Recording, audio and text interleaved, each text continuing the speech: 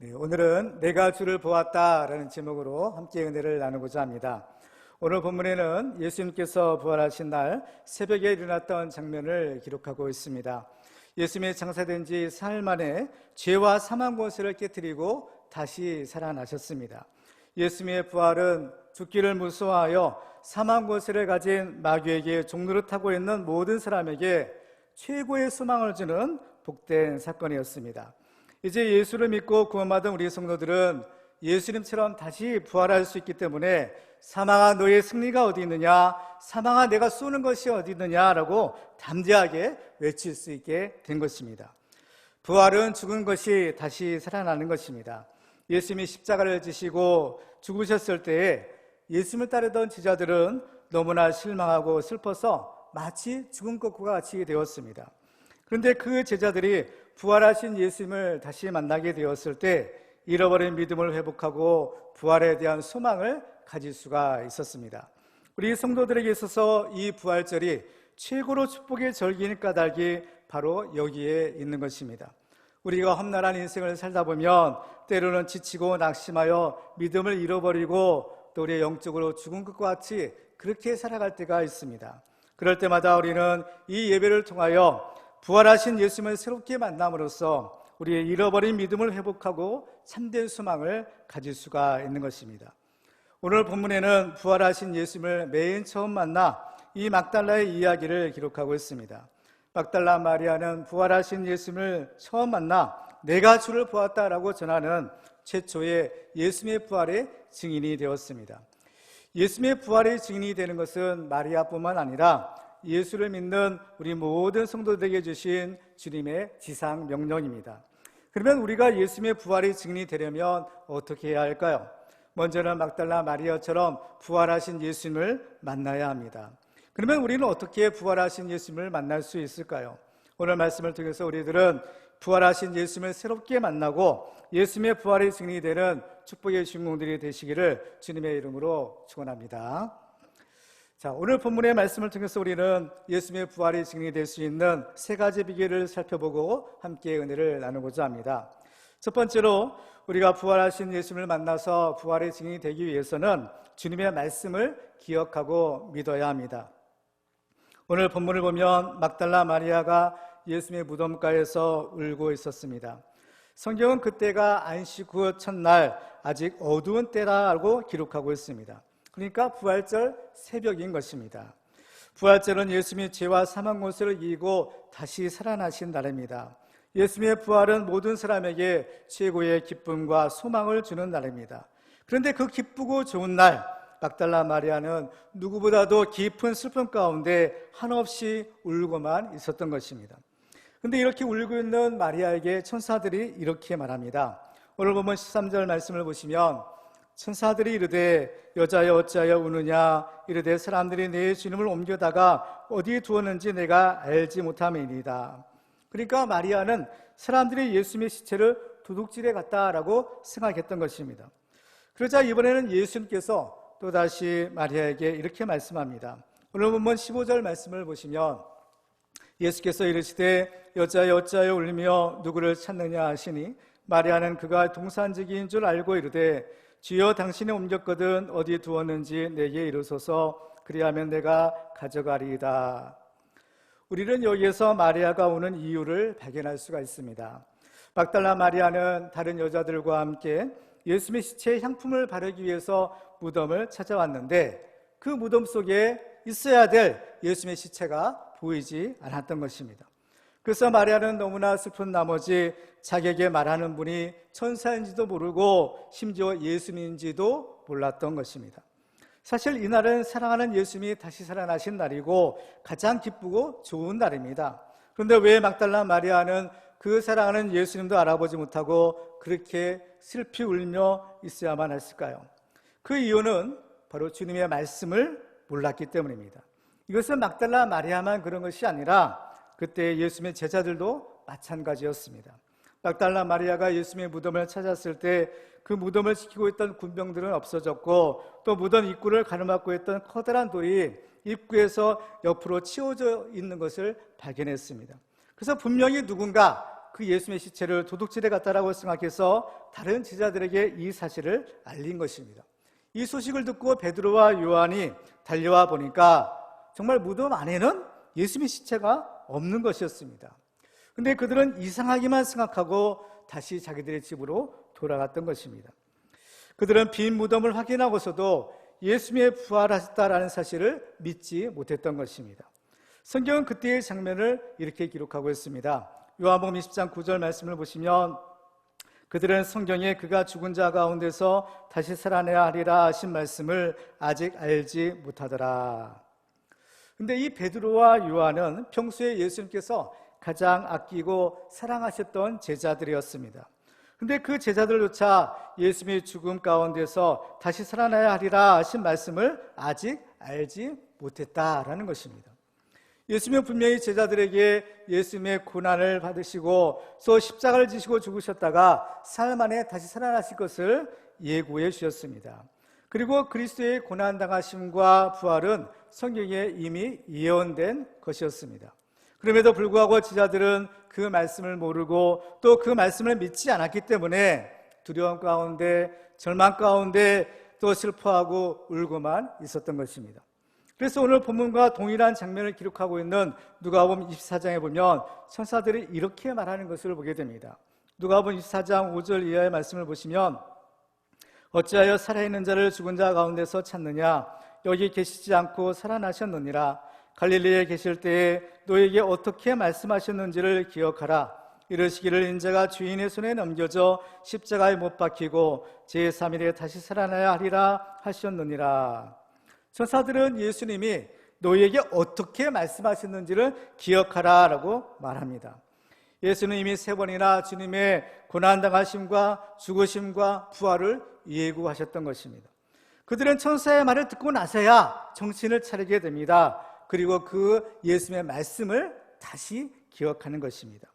누가복음 4장 8절과 9절을 보면 그들이 예수의 말씀을 기억하고 무덤에서 돌아가 이 모든 것을 11사도와 다른 모든 이들에게 알리니 그들이 예수의 말씀을 기억하지 못했을 때에는 절망과 슬픔의 눈물뿐이었지만 예수의 말씀을 기억했을 때에는 바로 다시 살아나신 예수 그리스도의 부활의 증인이 될 수가 있었던 것입니다. 우리는 예수님의 말씀을 기억하고 또 믿어야 합니다. 왜냐하면 예수님의 말씀은 곧 하나님의 말씀이기 때문입니다. 요한복음 12장 49절 이하에 보면 예수님께서 이렇게 말씀하셨죠.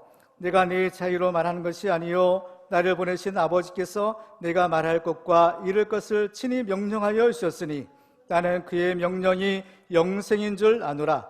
그러므로 내가 이르는 것은 내 아버지께서 내게 말씀하신 그대로니라 하시니라. 아멘. 하나님은 거짓말하는 분이 아니기 때문에 전능하신 하나님의 모든 말씀은 그대로 이루어지는 것입니다. 누가복음 1장 37절 말씀을 보면 대저 하나님의 모든 말씀은 능하지 못하심이 없느니라 라고 하셨습니다. 또 예수님께서는 마태복음 5장 18절에서 이렇게 말씀하셨죠. 진실로 너희에게 이르노니 천지가 없어지기 전에는 율법의 1.1획도 결코 없어지지 아니하고 다 이루리라. 그러므로 우리는 예수님의 말씀을 기억하고 또 믿어야 합니다. 예수님이 다시 살아난다라고 말씀하셨다면 그대로 이루어지는 것입니다. 이것이 바로 예수님의 부활인 겁니다. 이것이 바로 예수님의 부활이 바로 그 증거가 되는 것입니다. 사도 바울은 유라굴로의 광풍 속에서도 이렇게 말했습니다. 사도행전 27장 25절 말씀을 보시면 그러므로 여러분이여 안심하라. 나는 내게 말씀하신 그대로 되리라고 하나님을 믿노라. 꼼짝없이 죽을 수밖에 없는 절망적인 상황에서조차 바울이 이렇게 담대할 수 있었던 것은 하나님의 말씀이 그대로 되리라고 믿었기 때문이었습니다. 거센 풍랑이 이는 죽음의 바다처럼 험한 세상을 이기는 힘은 오직 믿음뿐입니다. 요한일서 5장 4절과 5절 말씀을 보시면 무릇 하나님께로부터 난 자마다 세상을 이기느니라. 세상을 이기는 승리는 이것이니 우리의 믿음이니라. 예수께서 하나님의 아들이심을 믿는 자가 아니면 세상을 이기는 자가 누구냐. 예수님이 죄와 사망의 권세를 이기고 부활하셨기 때문에 그 예수님을 믿는 우리도 또한 예수님처럼 다시 살아날 것입니다. 예수님은 나는 부활이요 생명이니 나를 믿는 자는 죽어도 살겠고 무릇 살아서 나를 믿는 자는 영원히 죽지 아니하리니 이것을 내가 믿느냐라고 물으셨습니다. 우리는 주님의 말씀을 믿어야 합니다. 우리는 항상 주님의 말씀을 기억하고 또 믿음으로써 예수님의 부활의 증인들이 다 되시기를 주님의 이름으로 축원합니다.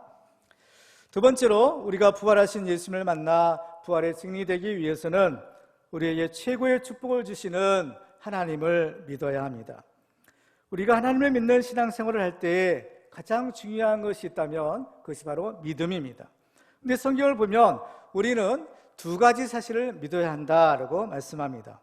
히브리서 11장 6절에 보면 믿음이 없이는 하나님을 기쁘시게 하지 못하나니 하나님께 나아가는 자는 반드시 그가 계신 것과 또한 그가 자기를 찾는 자들에게 상 주시는 이심을 믿어야 할지니라. 아멘. 그러니까 하나님을 기쁘시게 하는 믿음은 첫째로 하나님이 살아계시다라는 사실을 믿는 것이요, 둘째는 하나님께서 자기를 찾는 자들, 곧 하나님을 믿는 자들에게 복을 주신다라는 사실을 믿는 것입니다. 하나님이 믿는 자들에게 복을 주시는 까닭은 우리가 잘나서가 아니라 전적인 하나님의 은혜 때문입니다. 이것은 마치 부모님이 아무런 조건 없이 그 자녀들을 사랑하고 돌보는 것과 비슷한 것입니다. 그래서 예수를 믿는 것이야말로 모든 복을 받는 비결인 것입니다. 왜냐하면 하나님의 아들이신 예수님을 믿으면 우리도 예수 안에서 하나님의 자녀가 되기 때문입니다. 오늘 본문에는 부활하신 예수님이 마리아에게 전하라라고 하신 말씀이 기록되어 있습니다. 오늘 본문 17절 말씀을 보시면 너는 내 형제들에게 가서 이르되 내가 네 아버지 곧 너희 아버지 네 하나님 곧 너희 하나님께로 올라간다 라고 말씀하십니다. 예수님의 아버지가 우리의 아버지가 되시고 예수님의 하나님이 우리의 하나님이 되신다라는 것입니다. 예수님은 하나님의 아들이십니다.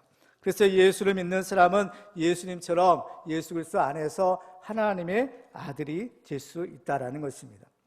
그래서 요한복음 1장 12절에 보면 영접하는 자, 곧 그 이름을 믿는 자들에게는 하나님의 자녀가 되는 권세를 주셨으니 라고 말씀하십니다. 참으로 기쁘고 좋은 복된 소식이 아닐 수가 없습니다.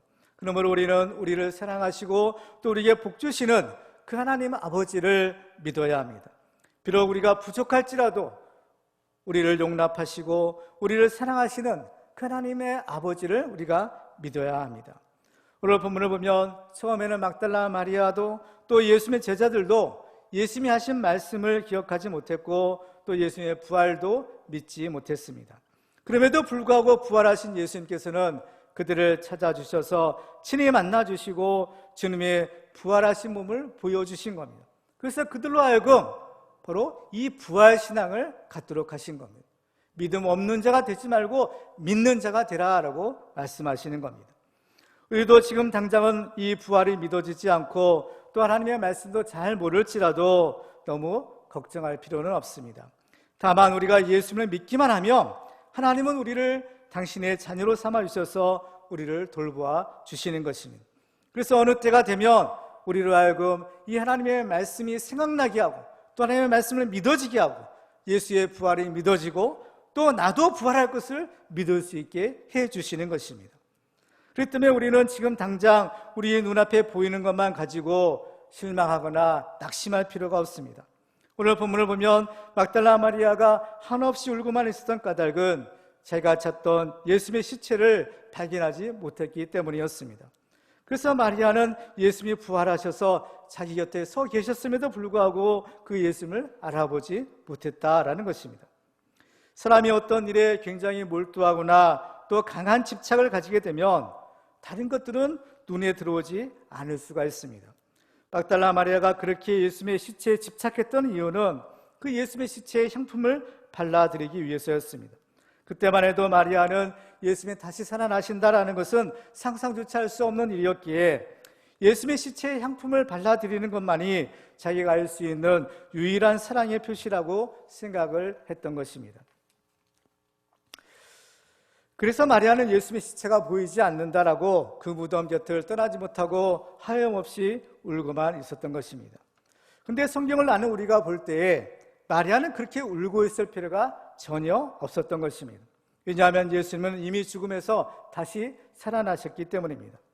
마리아는 예수님의 시체가 없어졌다고 울었지만 하나님은 마리아에게 그보다 더 좋은 선물을 예비해 놓고 계셨습니다. 그것이 무엇일까요? 그것은 바로 죽은 시체로서의 예수님이 아니라 죽음의 권세를 이기고 다시 살아나신 살아계신 그 예수님을 만나는 것입니다.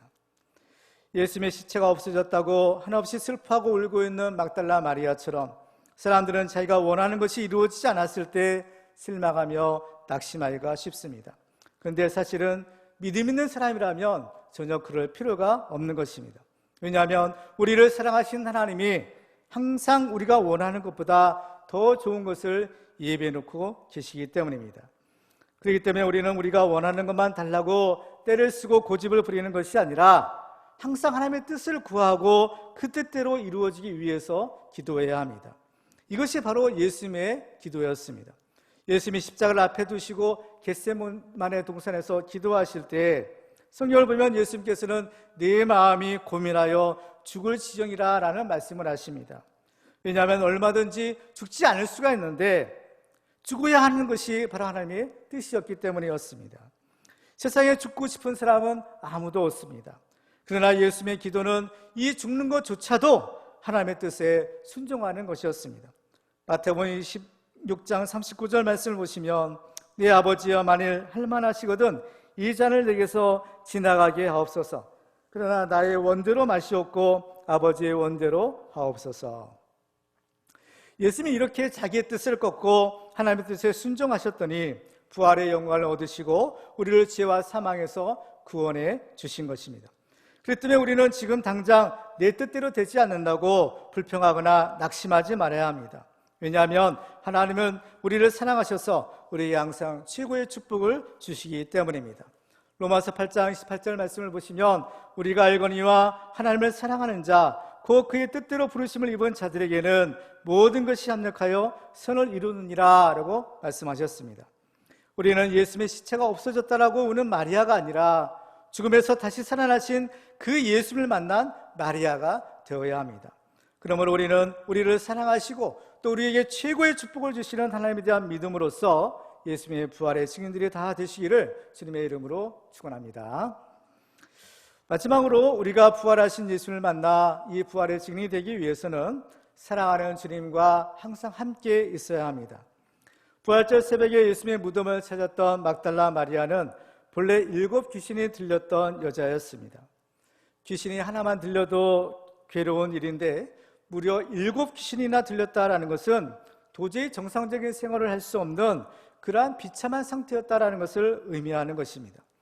마귀와 그 쫄개인 귀신들이 하는 짓은 사람을 괴롭히다가 결국에는 죽이는 것입니다.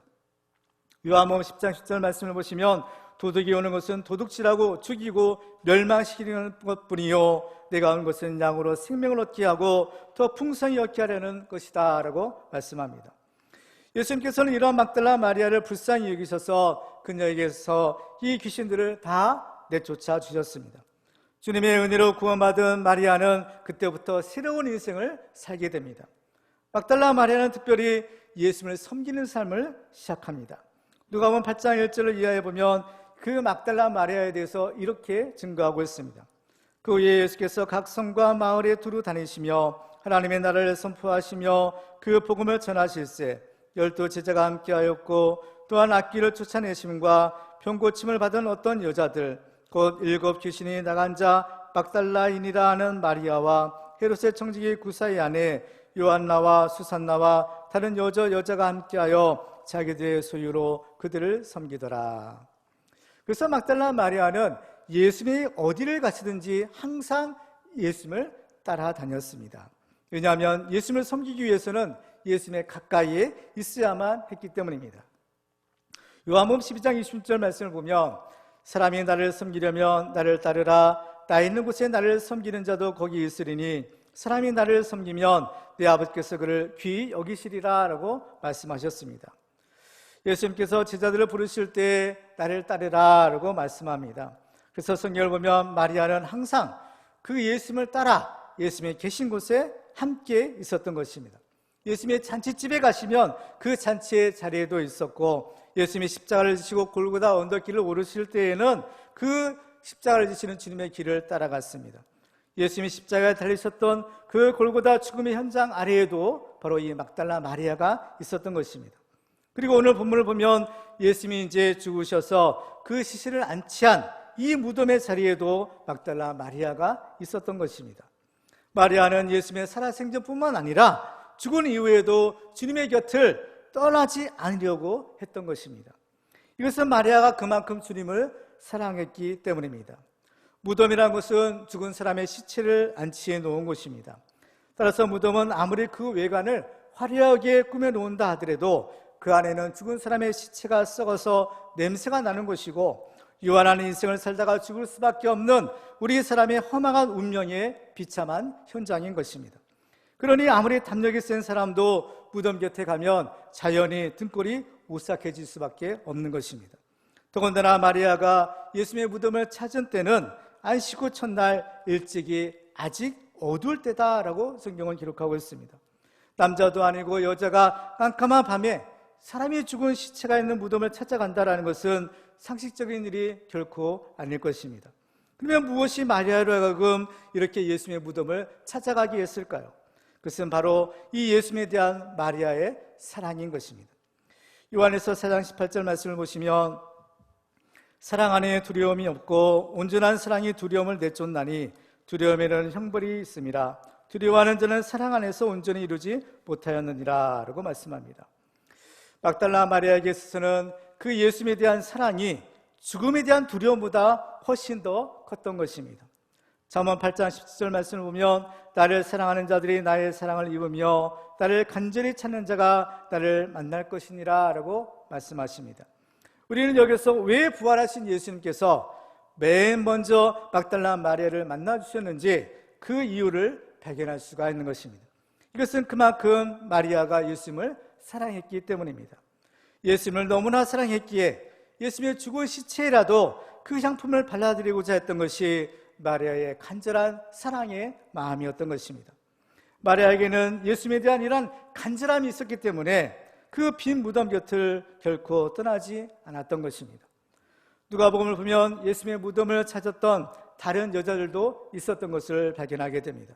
그들도 천사를 만나 예수님께서 다시 살아나셨다는 소식을 들었습니다. 그리고 그 여자들의 말을 듣고 예수님의 무덤을 찾아갔던 베드로와 요한도 있었습니다. 그런데 그들은 다 예수님의 무덤에서 다 각기 자기 집으로 돌아가고, 오늘 본문의 막달라 마리아만이 그 무덤 곁을 떠나지 않고 있었던 것입니다. 결국에 이 마리아가 혼자 남았을 때 부활하신 예수님이 그녀를 만나주신 것입니다. 마리아가 예수님의 곁을 잠시도 떠나지 않으려고 했던 것처럼 우리도 주님의 곁을 결코 떠나서는 절대로 안 됩니다. 예수님께서는 나를 따라오라 라고 하셨는데, 우리는 주님을 따라갈 때 주님의 곁에 바짝 붙어서 주님을 따라가야 하는 것입니다. 멀찍이 따라가서는 안 됩니다. 예수님과 우리 사이에 틈이 생기면 안 된다는 것을 성경은 우리에게 가르쳐주고 있습니다. 이 틈이 생기게 되면 그 틈에 마귀가 들어와서 시험을 한다는 것입니다.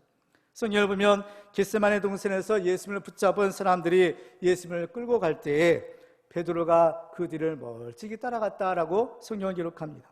누가복음 22장 54절에 보니까 예수를 잡아 끌고 대제사장 집으로 들어갈새 베드로가 멀찍이 따라가니라.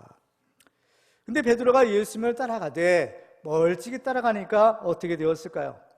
그만 시험에 들어서 예수님을 모른다고 3번이나 부인하고 말았던 것입니다.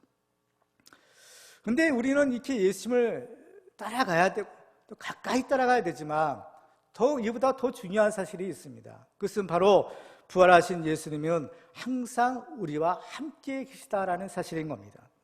바로 이것이 임마누엘의 축복입니다. 오늘 본문에서도 보면 부활하신 예수님이 마리아와 함께 하셨습니다. 다만 문제는 마리아가 그분이 예수님인 줄을 알아보지 못한 것에 있는 것입니다. 오늘 보면 14절과 15절을 다시 한번 보시면 그 장면을 이렇게 기록합니다.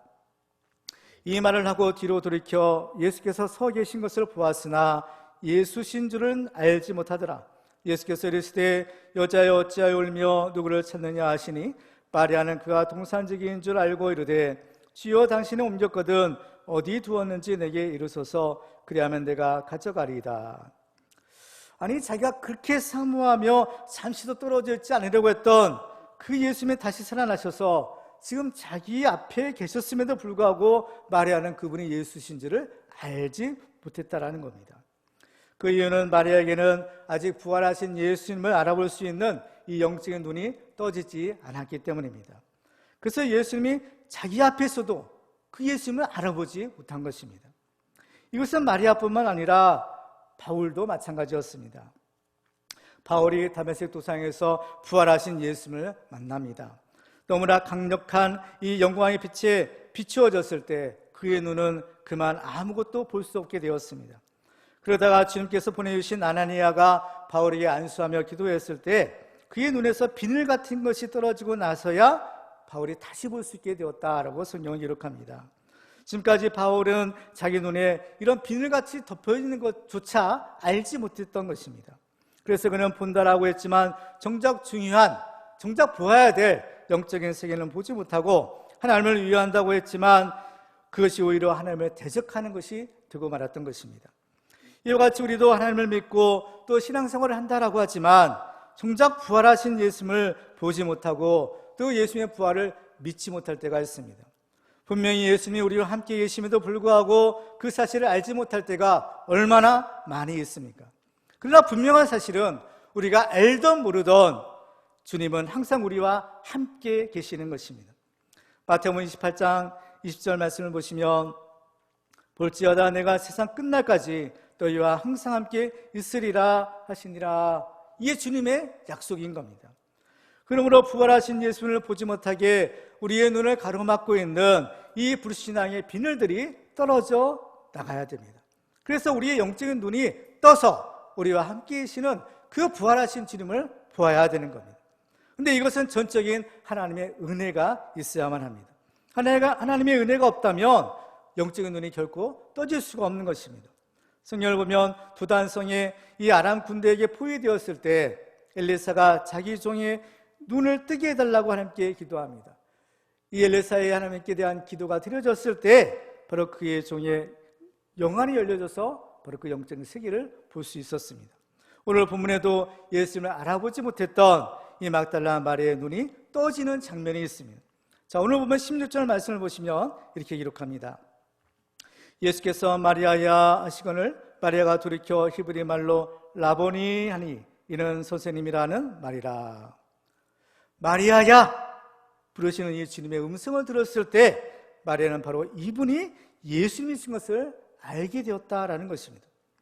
누가 이 새벽 미명의 깜깜한 어둠 속에서 더군다나 이 죽음의 권세가 지배하고 있는 이 무덤 속에서 자기를 알아보고 자기 이름을 부를 수 있겠습니까?